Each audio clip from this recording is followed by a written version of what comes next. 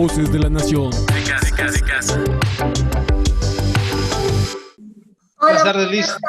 Buenas tardes y buenas tardes a todas y a todos los que nos están viendo el día de hoy. Está también con nosotros el maestro Hernán Aguja Domínguez. Él es investigador de la Fundación Miguel Estrada Iturbide de la Cámara de Diputados. Buenas tardes, maestro. ¿Cómo está? ¿Qué tal, Mariano? Buenas tardes. Agradezco de nueva cuenta la invitación y es un gusto estar aquí con ustedes. Muchas gracias. Pues empecemos. Como decía yo anteriormente, por segunda semana consecutiva estamos abordando el día de hoy el tema de los fideicomisos. Pues esto es un asunto muy relevante para el país, sobre todo por la implicación que tiene para millones de mexicanos que serán impactados, tendrán consecuencias negativas por la aprobación de eliminar estos fideicomisos en diversos temas. Ya se ha hablado mucho de este asunto: ciencia, tecnología, deporte, investigaciones, etcétera, etcétera. Muchos mexicanos van a salir afectados por la eliminación de estos fideicomisos, pero para actualizarnos en qué momento estamos sobre este tema en la Cámara de Diputados, le voy a pedir al maestro Hernán Aguja que nos actualice. ¿Cómo estamos ahorita en este momento en la Cámara de Diputados, maestro Hernán? Sí, claro, Mariano. Mira, el debate todavía sigue. Hace 5 minutos que estaba yo siguiendo la sesión, la Cámara de Diputados todavía seguía votando todas las reservas que los diferentes grupos parlamentarios presentaron. Y el debate, como ustedes saben, ha sido intenso por la dimensión de las reformas que se están proponiendo. Ya bien lo mencionabas tú, que afectan a diferentes sectores, desde el deporte, la cultura, hasta las entidades federativas. ¿Qué está sucediendo ahorita en Cámara? Están, insisto, votando las reservas que el partido de mayoría está desechando, para no tener problema en la dictaminación en lo general valga la redundancia, el dictamen, pero valdría la pena puntualizar que los partidos de oposición, y entre ellos el grupo parlamentario del PAN, han estado dando la batalla en temas fundamentales como puede ser el Fonden, y el día de ayer, ¿no?, que por eso se paró la sesión del tema de fondos catastróficos, que con un albazo el grupo de Morena quería incorporarlo para regalarle al presidente, si me permiten la expresión, poco más de 100,000 millones de pesos aunados a los 68,000 que ya se tenían previsto con la eliminación, ¿no? Esto es a grosso modo. Bien. Se ha dicho que, por ejemplo, el gobierno ha sostenido que la eliminación de estos fideicomisos pues, obedece a corrupción, a malos manejos de los fondos, pero hasta el momento el propio gobierno no ha presentado pruebas de esta supuesta corrupción que hay en estos fondos. Dice que ahora los beneficiarios van a recibir de manera directa los recursos. ¿Esto es posible, Lisa Fernanda? ¿Esto es posible? ¿O se le está dando un regalo, un cheque en blanco al presidente para que desde el gobierno se haga un manejo más discrecional de estos recursos? Muchas gracias por la pregunta, y siempre lo he dicho, austeridad no es lo mismo que combate a la corrupción. La austeridad incluso no significa que exista una administración pública eficaz y eficiente. Y en este tema, de los fideicomisos, hay dos cosas. Primero, entender a qué coyunturas responde un fideicomiso. Es decir, los fideicomisos responden a ciertas situaciones más allá de las que se puedan presentar dentro del presupuesto de egresos en los 3 órdenes de gobierno. Esa es la primera. Un fideicomiso también aumenta la coparticipación en términos de los ingresos, es decir, que también incluye a la sociedad civil en términos de cómo, cuándo, dónde y para qué se utiliza el dinero de los fideicomisos, y por supuesto establecen espacios de gobernanza. Es decir, los fideicomisos sí han ayudado a grupos vulnerables, sí ayuda a que haya una mayor participación ciudadana, y sí ayuda pues a que haya una mejor gobernabilidad en términos de respuesta a los problemas públicos. En segundo, este término de corrupción en el que ha abonado mucho la cuarta transformación, pues primero hay que ver qué es lo que se está haciendo en términos de darle respuesta a la opacidad que existe. En primera, ya se ha quitado el secreto fiduciario. ¿Qué quería decir esto? Que antes no se sabía de dónde venía el dinero de los fideicomisos, quién lo utilizaba, no existían reglas de operación concretas, porque recordemos también que el dinero de los fideicomisos no solo viene del gobierno en sí, sino también viene de iniciativa privada, viene de organizaciones civiles y demás. Entonces, muchas veces ese dinero no sabíamos quién lo estaba dando. Pero ahora eso ya no existe, porque ahora los fideicomisos se atienen a la ley de transparencia. Es decir, claro, ya sabemos quién dona ese dinero, para qué, el cómo se va a utilizar y el cuándo, ¿no? Entonces, estos fideicomisos también son auditables. Los audita tanto la Secretaría de Hacienda y los audita tanto la Secretaría de Función Pública, y se tiene que dar un reporte del uso de estos fideicomisos cada 3 meses ante también el Congreso de la Unión. Es decir, cada 3 meses el Senado de la República y la Cámara de Diputados deben estar pues conscientes de cómo se han utilizado estos fideicomisos. Por eso también me sorprende mucho que digan que se va a combatir la corrupción, cuando se supone que los mismos funcionarios públicos ya deben de saber cómo se están utilizando estos fideicomisos. Y otro tema que también está sobre la mesa es sobre los comités técnicos. Es decir, más allá de los funcionarios públicos que existen en la Secretaría de la Función Pública, en la Auditoría Superior de la Federación y de las audiencias y reportes que se le dan al Congreso de la Unión, existen estos comités técnicos integrados por servidores públicos, expertos en la materia de transparencia, de programas sociales y de políticas públicas, que también deben dar fe de legalidad, legitimidad y demás en el uso de estos recursos y del qué se van a utilizar, o sea, qué acontecimiento o a qué coyuntura se le va a dar respuesta. Entonces, ¿estas técnicas de transparencia y combate a la corrupción se pueden mejorar? Sí, pero la respuesta no es centralizar todos los recursos bajo la discrecionalidad del presidente. Y como ya también lo había mencionado antes, pues estas técnicas también deben responder a los 3 órdenes de gobierno en los que se utilizan estos fideicomisos, es decir, presidentes municipales, gobernadores y por supuesto el Congreso de la Unión en conjunto con el Poder Ejecutivo. Yo lo dejaría hasta ahí. Sí, claro que sí. Podemos decir entonces que hay estructuras institucionales para la rendición de cuentas de estos fideicomisos. O sea, hay padrones, hay informes, hay comités técnicos, como acabas de mencionar, que evalúan a quién se le otorga el recurso y también cómo, en qué se gasta ese recurso. Estamos hablando de sectores muy específicos y ese es el fondo del asunto, que no es un dinero que se malgastaba, sino más bien se gastaba bien y se auditaba. Ahora lo que se busca es concentrar ese recurso para que la Secretaría de Hacienda disponga de manera discrecional de los mismos. Maestro, ¿algún comentario sobre la fiscalización de estos recursos? Sí, claro, Mariana. Mira, Mariano, abundando en lo que dice Fernanda, en México nosotros no podemos negar la realidad, ¿no? Los índices de corrupción son altos y si pensamos todavía en la corrupción en el gobierno, mucho más.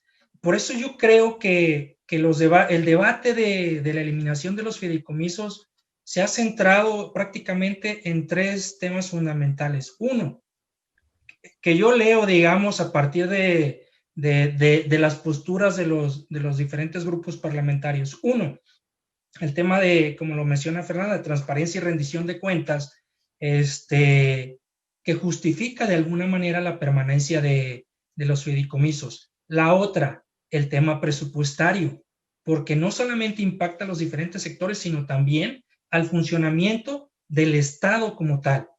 Y finalmente, la postura del gobierno federal, que es, hay corrupción y como tal hay que eliminar los fideicomisos porque los fideicomisos per se representan la corrupción. No lo podemos negar, pero la solución no es la eliminación. ¿Por qué no? Como ya se ha debatido tanto en el Pleno de la Cámara de Diputados como en diferentes mesas como esta, darle solución, darle cauce a través de diferentes mecanismos que pudieran solucionar estos temas de corrupción. Un ejemplo, hasta hace 4 o 5 años, un poquito más, 6, porque fue con la administración pasada, uno de los mayores problemas con el tema de las aportaciones federales era que la auditoría no podía entrar a revisar ciertas cuentas porque correspondían a las auditorías locales su revisión. Y como es sabido, muchas de las auditorías locales estaban condicionadas o supeditadas al control del gobernador en turno. Esto cambió para bien, porque ahora la auditoría, en conjunto con los órganos de fiscalización local, tiene la responsabilidad y la atribución, por así llamarlo, de fiscalizar esos recursos y en caso de que alguna entidad federativa no cumpla con los principios de transparencia y rendición de cuentas, el recurso se devuelve a la tesorería de la federación para que el gobierno federal distribuya conforme a ley. ¿A qué quiero llegar con esto? No neguemos que sí en algunos fideicomisos hay obviamente cierto tipo de mecanismos que permiten la corrupción, pero vale más en este momento de crisis solucionar esos problemas de transparencia y rendición de cuentas, eliminarlos, desde mi punto de vista. Claro que sí. Esto es mejorando los mecanismos de transparencia donde hubiera irregularidades, por supuesto, ¿no? Ahora, ¿qué se va a hacer? Por ejemplo, hay voces que dicen que ante lo que estamos viendo, ante la cerrazón de la mayoría en la Cámara de Diputados, esto simple y llanamente es un atraco, es un robo a la propia población, a los propios mexicanos, porque, como tú bien dices, en lugar de corregir lo que está mal y mantener los fideicomisos, ahora lo que se quiere es de tajo borrarlos en cero y quedarse con el curso. Entonces, ¿qué tanta validez tiene este tipo de afirmaciones en el sentido de que pues es un atraco, es un robo a los propios mexicanos? Pues mira, yo justificaría la posición de los diferentes sectores, porque tal parece que es así. Cuando uno revisa a conciencia el dictamen, no hay un solo elemento jurídico que te garantice que esos recursos se van a aplicar de forma transparente y conforme a los criterios de rendición de cuentas. No los hay. Por eso el día de ayer, uno de los puntos álgidos en el debate de la aprobación fue que querían dar un albazo, meter en un transitorio una modificación para quedarse con los recursos de un fideicomiso que ampliaban el monto de los 68,000 a casi 170, 180 mil millones de pesos. No hay ningún elemento, por un lado. Y la otra, ¿cómo confiar en este momento en un gobierno que ha roto su palabra de manera constante y que cuando se ha necesitado ampliar el gasto de gobierno para impulsar la economía nacional, lo que hace es desviar los recursos a los proyectos prioritarios que ni generan los empleos que se prometieron y tampoco atrae la inversión que se necesita y tampoco parece que van a ser redituables en el mediano y largo plazo.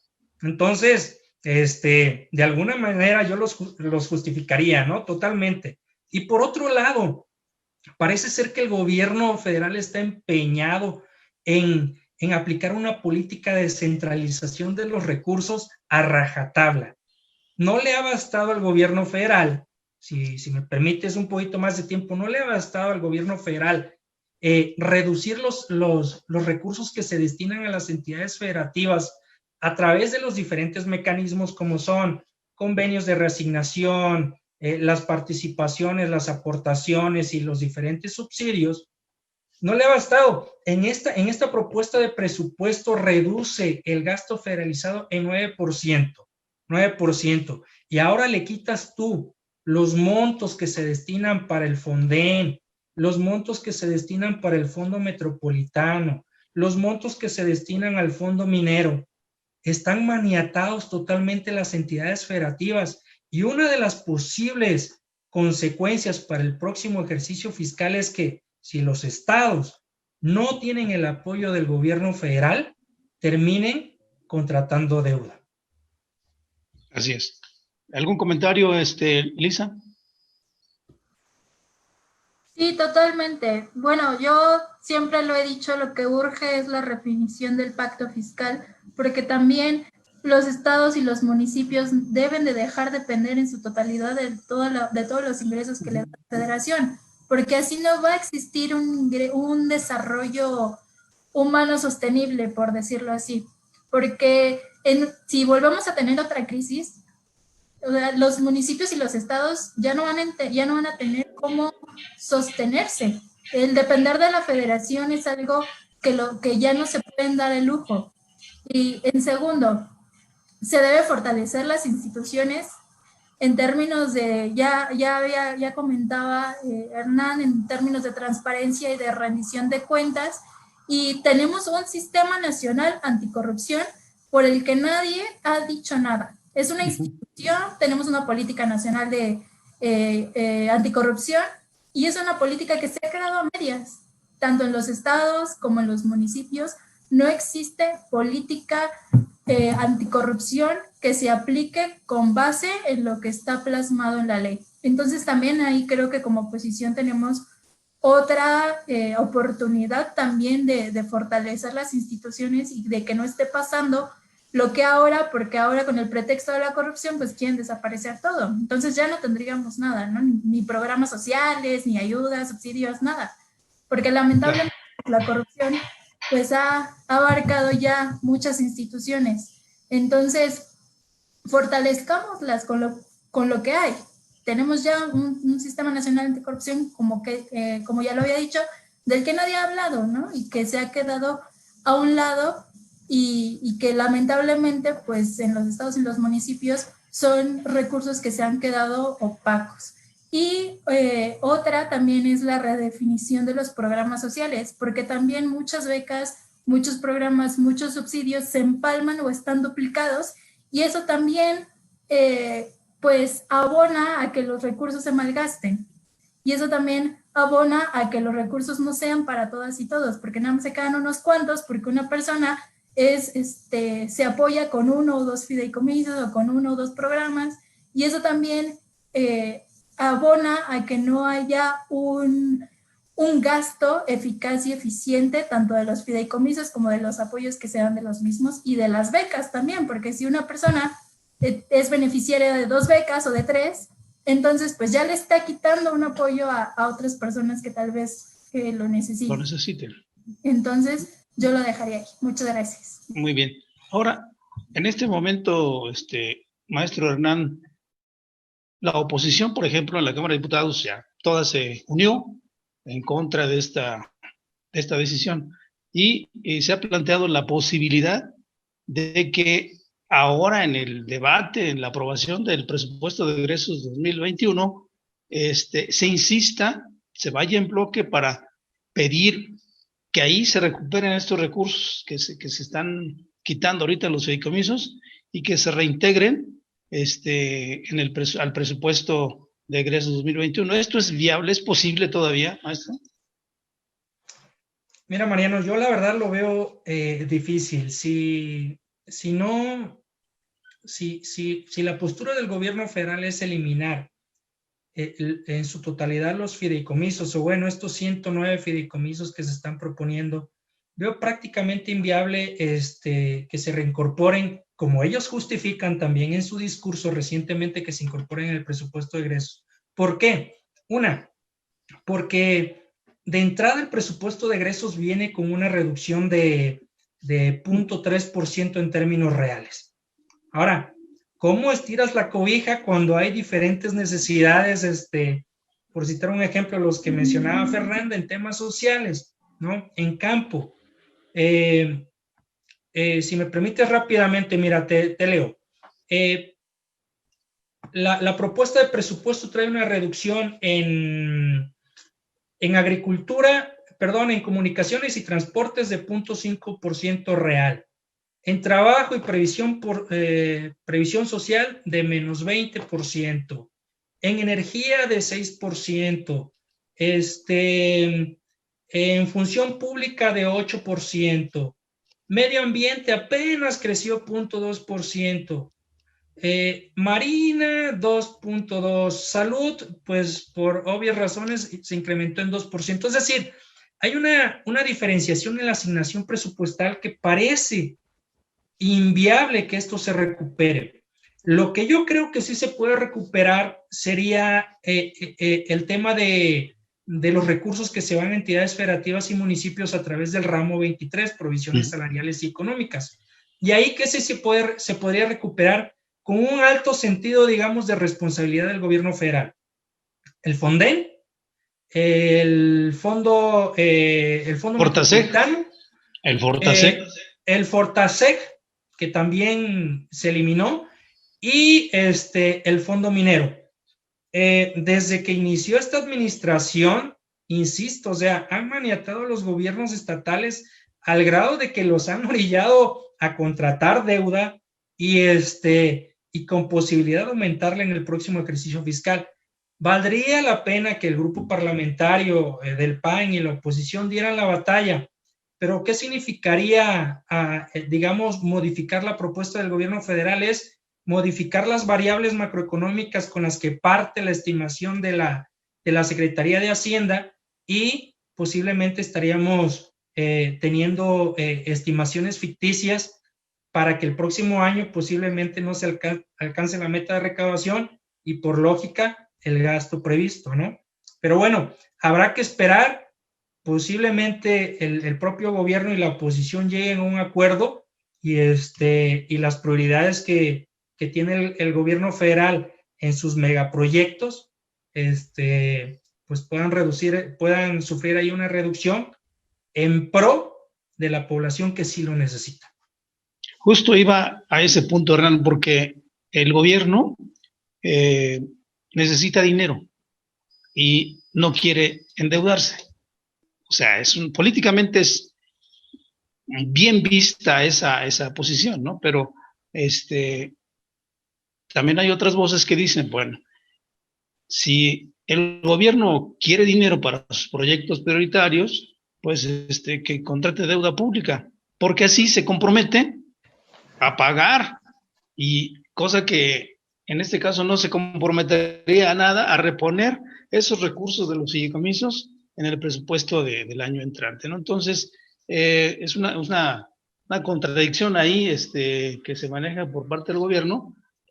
Ahora, yo les pregunto, ¿qué tan es posible, pues, contratar deuda pública para proyectos de inversión? Todos los economistas consideran que esto sí es posible. Incluso el PAN ha hecho propuestas en ese sentido de que el gobierno debe contratar deuda para inversión productiva. ¿Y esto es así? Sí, por supuesto. Y hay que recordar que hace 2 legislaturas el PAN fue un impulsor de la ley de disciplina financiera, que incluía modificaciones a la Constitución y obviamente la creación de disciplina financiera. Si me preguntas a mí, yo soy un economista que está a favor de la contratación de deuda siempre y cuando se utilice para inversión productiva. El discurso del gobierno es que no está contratando, sí está contratando. Mira, Fernanda, Mariano, desde que entró este gobierno a la fecha, el monto de la deuda que ha contratado este gobierno federal asciende a 1.300.000 millones de pesos, que significa casi el 80% de los recursos que se entregan a las entidades federativas. Si ha contratado deuda, que no lo reconozca es otra cosa, pero si hay necesidad de hacerlo, que lo haga. Además, hay una justificación, por lo menos técnica, desde el punto de vista presupuestal, que lo avala. Políticamente a lo mejor no, pero sí hay una justificación técnica porque nos enfrentaremos el próximo año a una crisis que parece severa y que muchas instituciones y organismos internacionales lo reconocen. El gobierno plantea que vamos a crecer al 4%. Si crecemos por lo menos al 2%, como estaba, digamos, el rango en la administración pasada, será ganancia. Pero yo sí lo justificaría. Además, la propuesta para el próximo año de contratación de deuda viene reducida. A lo mejor puede haber ahí un margen. Fernanda, yo te preguntaría, ¿cuál sería el mensaje que tendríamos que mandar a la sociedad, a la gente, sobre todo a la que va a salir afectada por estos fideicomisos? Porque como oposición, como partido opositor, tiene que haber un mensaje, un discurso por ahí. ¿Cuál sería, desde tu punto de vista, el llamado, el mensaje a la población afectada? O a los mexicanos en general. Sí, muchas gracias.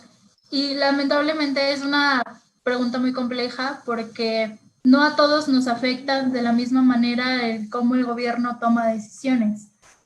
Entonces, si nos afecta de manera directa o indirecta, es como estamos viendo las situaciones y cómo reflejamos pues nuestra crítica o nuestro pensamiento hacia algo en general, ¿no? Las decisiones del gobierno, pues ahorita, por ejemplo, afectan más a la población de Yucatán y en todas estas zonas donde están los huracanes y las lluvias, porque ellos lo están viviendo de manera directa. Ellos son los que se están quedando sin viviendas, sin recursos hospitalarios, sin, por ejemplo, apoyo para igual a animales en situación de calle, que también apenas vimos un caso que un señor adoptó, recogió en su casa 300 perros por toda esta situación que se está dando a los huracanes, ¿no? Entonces una persona que vive aquí en la Ciudad de México, pues no lo vive, porque aquí pues no se está inundando en esa magnitud. A lo mejor en algunas zonas sí, en el sur lo hemos visto que han estado unas lluvias muy intensas y también personas que han resultado afectadas por las lluvias, pero por ejemplo yo que vivo un poco más al norte, pues acá mi casa no se inunda, no tengo un techo, ¿no? Entonces, con base... Eres de las privilegiadas, ¿eh? Eres de las privilegiadas. Sí lo soy, la verdad es que sí lo soy. Entonces, yo no tengo esa afectación de manera directa, pero eso no implica que no podamos crear un discurso, pues sí de unión, porque al final los fideicomisos afectan a jóvenes con becas, a personas que están en la ciencia, tecnología, educación, salud y demás. Pero creo que más allá de decir que López Obrador nos va a volver Venezuela y que vamos a ser Cuba o que ya se acabó el Estado de Derecho, no, porque es un discurso también que polariza y que crea muchos discursos de odio y que eso también es contraproducente porque lo que necesitamos ahorita es unión social. Necesitamos que la sociedad primero se informe de todo lo que está pasando y que con base en eso podamos tomar una decisión más racional, con base en los hechos y con base también en las propuestas que nosotros podamos hacer. Porque si la oposición solo critica y no propone, pues también ahí es un hueco que también tenemos que reducir. No solamente podemos atacar, debemos proponer, a ver, soluciones económicas. ¿Cómo vamos a reactivar la economía? A ver, soluciones de salud. El INSABI no va a quedar listo de aquí a diciembre, como lo había prometido el presidente. Entonces, ¿qué solución está dando pues también la oposición en temas de salud, ¿no? O a ver, en tema de también qué está pasando con la violencia de género, porque también los fideicomisos afectan la protección, están fideicomisos que afectan la protección de derechos humanos y protección a periodistas y demás, ¿no? Entonces, a ver, el PAN o la oposición cómo va a plantear soluciones en términos de la desaparición de estos fideicomisos. Y también es una oportunidad para, también ya había mencionado, pues acercarse a la sociedad civil.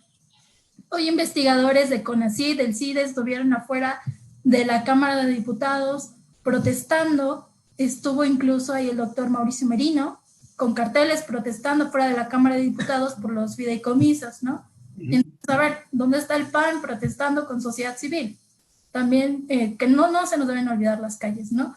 Informar y proponer, creo que eso debe ser la base de nuestro discurso, y también no caer en la polarización, porque si el presidente ya por sí polariza, ¿no? Ya está diciendo buenos contra malos, corruptos contra los, ya ¿cómo lo decía él? Los perdonados, ¿no? Que ya como él los había elegido en su gabinete, ya no eran corruptos, ¿no? Entonces, los inmaculados, ¿no?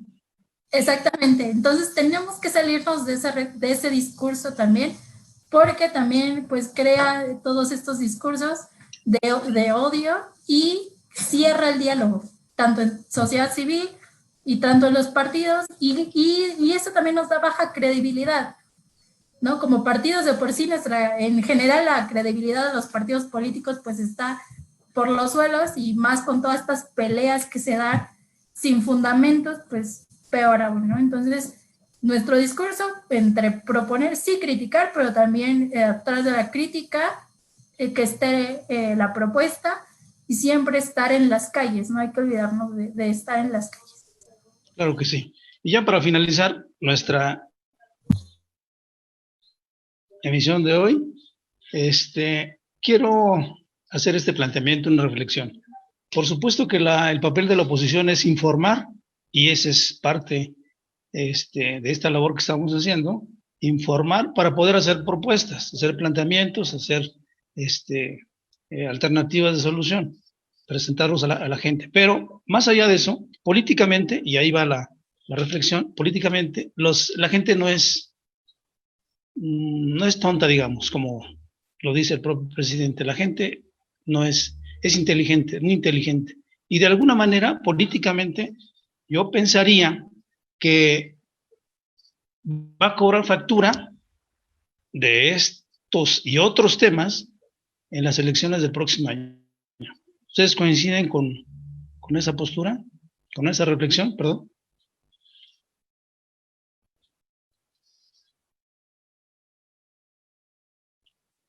¿Sí? ¿Coinciden ustedes con esa? ¿Coinciden ustedes con esa reflexión final de que la factura se va a cobrar en las elecciones del próximo año?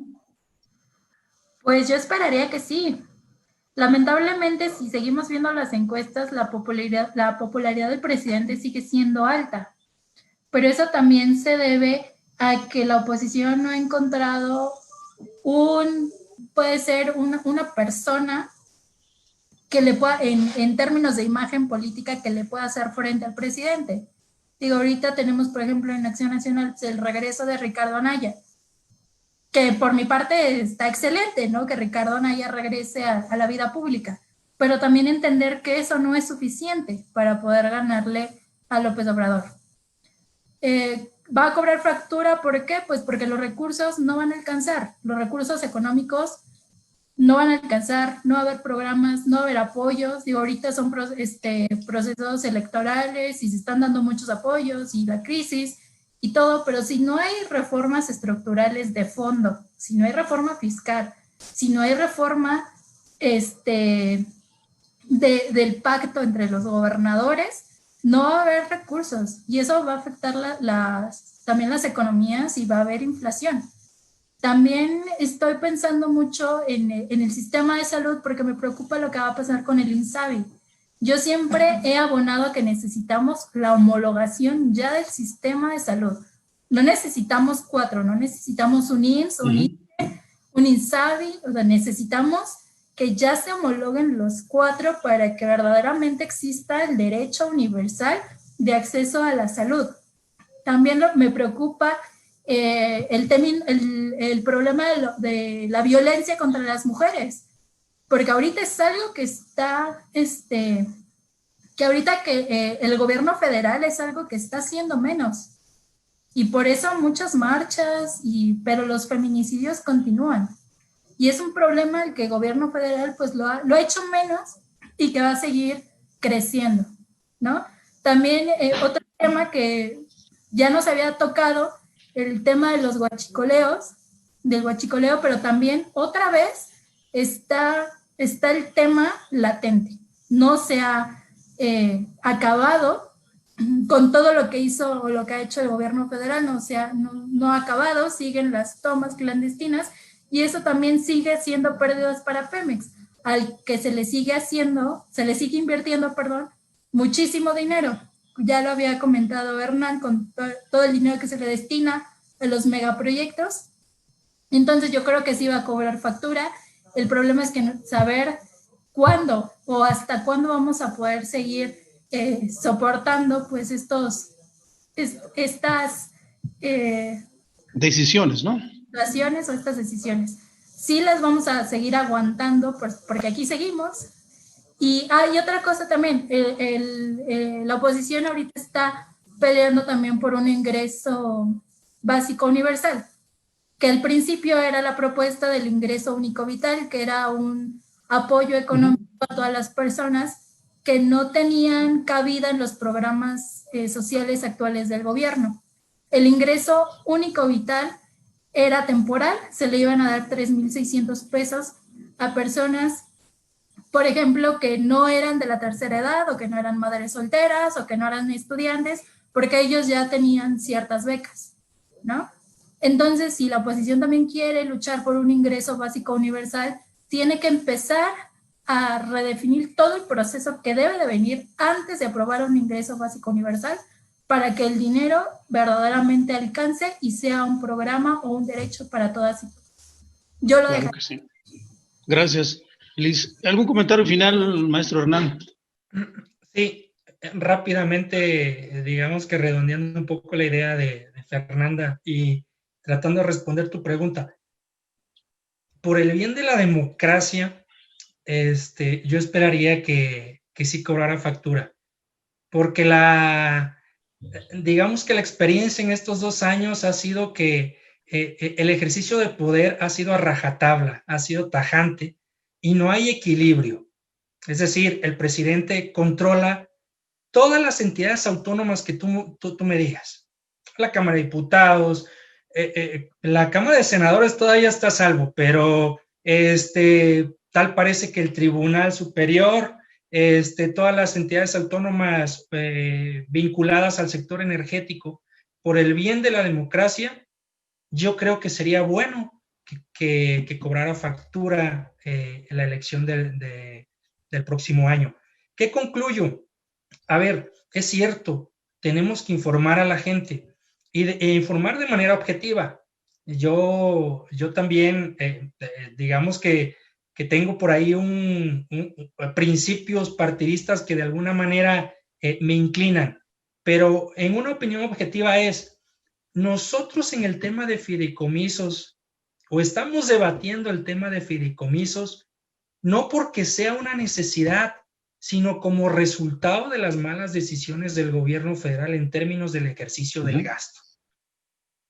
Hace falta dinero que se ha destinado, insisto, a los megaproyectos y a los proyectos que generan renta política para el próximo año, y el resultado es que no hay recaudación, no hay impulso a la inversión, no hay impulso al consumo, no hay certidumbre para los inversionistas. El resultado es falta lana porque no hay recaudación, y como falta lana hay que buscar de dónde. Y en dónde hay, pues ya vimos que recortes a ciertas dependencias del gobierno federal en términos de presupuesto y de empleo, y muchas otras más que caen también en los fideicomisos.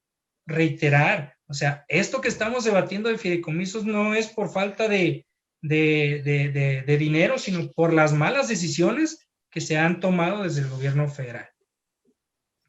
Pues muy bien. Muchas gracias, Liz. Muchas gracias, Hernán. Ojalá que estas reflexiones de todos ustedes sirvan para el futuro tomar mejores decisiones, valga la redundancia. Y a nuestros amigos que nos siguen todas semana a semana, pues muchas gracias y hasta aquí le cortamos por el día de hoy. Gracias nuevamente Liz Fernanda y Hernán Aguja. Gracias, buenas tardes, hasta la próxima Mariano, semana. gusto saludarte.